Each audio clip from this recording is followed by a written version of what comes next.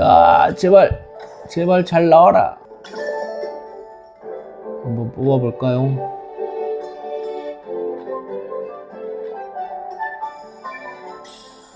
나와!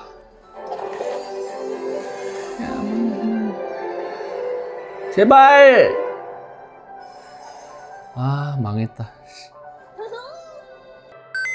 안녕하세요, 비티크의 샤카입니다. 요즘 제가 이 게임에 푹 빠졌습니다. 바로 AFK 아레나라는 게임을 모태로 하고 있는 AFK 새로운 여정입니다. 자동 사냥이 되는 부분은 방치형 요소가 있긴 하지만 오픈필드적인 요소를 보여주고 있어요. 한편의 애니메이션을 보는 것 같은 독특하고 아름다운 그래픽을 보여주고 있습니다. 단순히 그래픽만 좋은 게 아니라 자연스러운 시각적인 효과와 힐링 요소로 인해 판타지 서사시를 잘 구현한 게임입니다. 방치형 게임이지만 전략적인 요소도 상당히 숨겨져 있습니다. 배치를 어떻게 하냐에 따라서 전혀 다른 결과가 나오거든요. 상당히 그래픽도 화려하고 컷인 효과도 멋있습니다. 방치형과 오픈필드 서로 양립이 된다는 게 좀 신기한 부분인데 너무 잘 구현이 된 것 같고요. 편의 요소도 잘 이루어져 있습니다. 남녀노소 누구나 다 할 수 있는 그런 게임인 것 같아요. 이 게임을 제대로 즐기고 싶다면 스마트폰보다는 태블릿을 추천드립니다. 스마트폰 같은 경우는 화면 크기에 한계가 있습니다. 아무리 커봤자 6인치 후반대 수준밖에 되지 않기 때문에 11인치, 13인치 이 정도 화면 크기가 즐기는 것과는 하늘과 땅 차이라고 볼 수 있습니다. 이 게임이 생각보다 텍스트 크기가 크지가 않아요. 태블릿으로 플레이를 하는 게 가독성 측면에서도 드라마틱한 수준의 향상을 느낄 수 있습니다. 다양한 태블릿 제품이 있지만 M4 아이패드 프로가 최고의 기기라고 할 수 있습니다. 이 게임은 기본적으로 세로 모드를 지원하는 만큼 태블릿으로 플레이를 하신 분들은 거치대를 쓰시는 게 좋습니다. 높이가 어느 정도 있어야지만 외장 모니터처럼 쓸 수 있고 USB Type-C 포트를 통해 충전도 동시에 할 수 있기 때문에 이와 같은 세팅을 하는 게 장시간 플레이하기 유리합니다. M4 칩의 막강한 성능을 10분 발휘하려면 처음 구동할 때 M4 아이패드 프로에 맞게 설정 변경을 좀 해주셔야 합니다. 메뉴에 들어가서 우측 하단의 톱니바퀴 모양의 설정 아이콘 이걸 눌러주세요. 화면 탭 이걸 눌러주시면 그래픽 설정을 변경을 할 수가 있습니다. 프레임 레이트 상한 기본적으로 30으로 되어 있는데 60, 120 이렇게 바꿀 수가 있습니다. 성능이 낮은 휴대폰은 렉이 발생할 수 있습니다. 활성화 하시겠습니까? 이렇게 물어봅니다. 당연히 M4 아이패드 프로는 해당이 없습니다. 그냥 오케이 해주시면 돼요. 만약 성능이 떨어지는 보급형 스마트폰 이걸 쓰신다면 30프레임 이걸로 세팅을 하면 되고요. M4 아이패드 프로는 무조건 120Hz로 세팅을 하시면 됩니다. 전원 모드 이것도 고성능으로 바꿔주시면 되고요. 화질, 렌더링 품질 이와 같은 옵션들도 모두 최상위 옵션으로 바꿔주시면 돼요. 여기서 가장 중요한 부분은 프레임 레이트 상한 이걸 120으로 바꿔주는 겁니다. 1초에 30장이 출력되는 거와 1초에 120장이 출력되는 거는 엄청난 차이가 있는 만큼 디스플레이에서 120Hz를 지원하는 M4 아이패드 프로 유저라면 꼭 변경해 주시는 것을 추천드립니다. 30Hz 같은 경우는 이런 메뉴를 실행할 때도 상당히 버벅거려요. 이번에는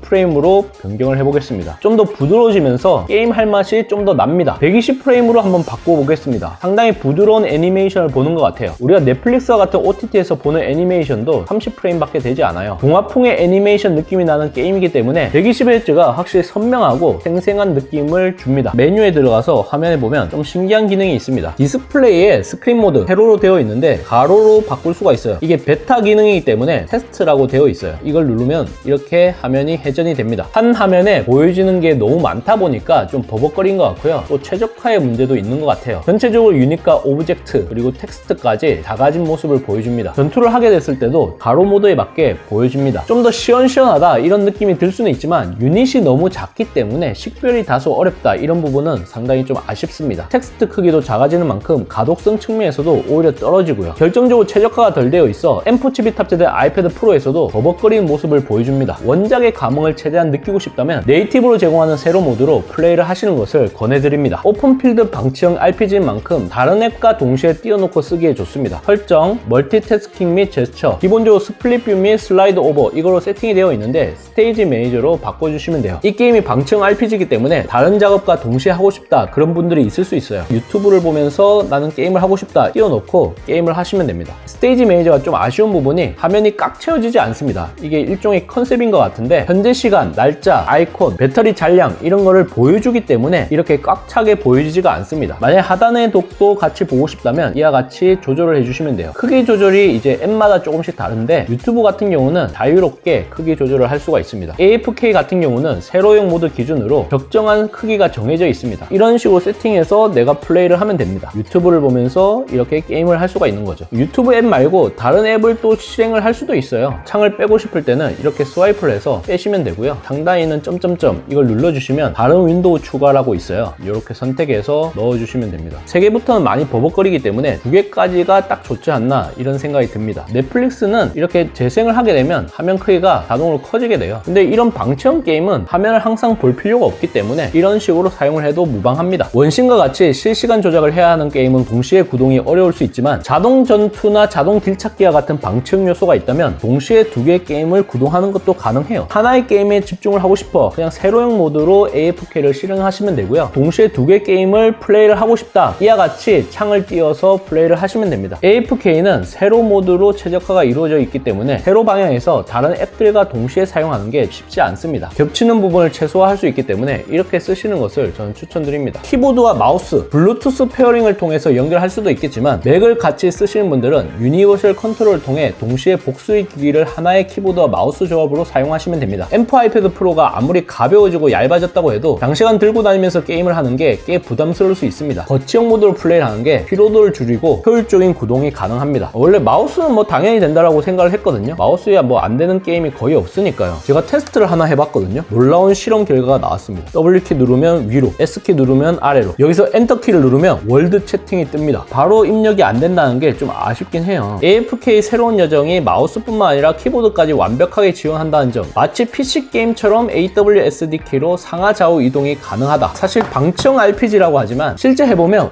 오픈필드적인 요소가 상당히 많아요. 맵을 이렇게 보게 되면 곳곳에 숨겨져 있는 수수께끼 같은 게 있어요. 구석구석에 숨겨져 있는 아이템이나 보물상자 이런 걸 먹기 위해서는 이런 식으로 이동하는 게 사실 좀 불편해요. 피로도가 상당히 많이 생기거든요. 키보드 마우스로 할 수 있다는 거는 확실히 많이 편합니다. 그러니까 이게 RPG잖아요. 역할을 수행하는 게임인데 이 캐릭터를 직접 움직일 수 있다는 게 게임의 몰입도를 한층 더 높여줘요. 필요할 때는 터치를 할 수도 있겠지만 매번 이렇게 터치를 하는 것보다는 키보드와 마우스를 함께 사용하는 게 훨씬 더 정교하게 조작을 할 수가 있습니다. 플레이를 하다 보면 내가 모바일 게임을 하고 있는 건지 아니면 PC 게임을 하고 있는 건지 경계가 모호하다 이런 생각이 좀 듭니다. 론칭한 지 얼마 안 된 게임이기 때문에 다양한 쿠폰을 쓸 수가 있습니다. 쿠폰 같은 경우는 뭐 DC 갤러리 이런 데 보면은 다 올라와 있거든요. 그걸 입력하는 게 은근히 좀 불편합니다. 키보드와 마우스를 쓸 수 있다면 그런 수고를 하지 않아도 됩니다. 컨트롤 C, 컨트롤 V에서 붙여주시면 되는 거죠. 메뉴 키, 설정, 서비스, 교환 코드. 쿠폰 코드를 보면 굉장히 좀 복잡하게 써 있는 것도 있어요. 퍼센트가 들어가 있는 것도 있는데 이런 것도 쉽게 입력을 바로 할 수가 있습니다. 이게 바로 스마트한 사용법이 아닐까 싶어요. 머리가 나쁘면 몸이 고생한다는 말이 있는데 우리 삶에 있어서 가장 큰 위협이 될 수 있는 게 쉽고 편하면서 익숙한 것, 그걸 계속 취한다는 겁니다. 낯선 게 싫어서 기존 방식만 고수한다면 아무것도 달라질 수가 없습니다. 이번 기회에 기존의 관성에서 벗어나 가감한 변화를 시도해보는 것도 좋을 것 같습니다.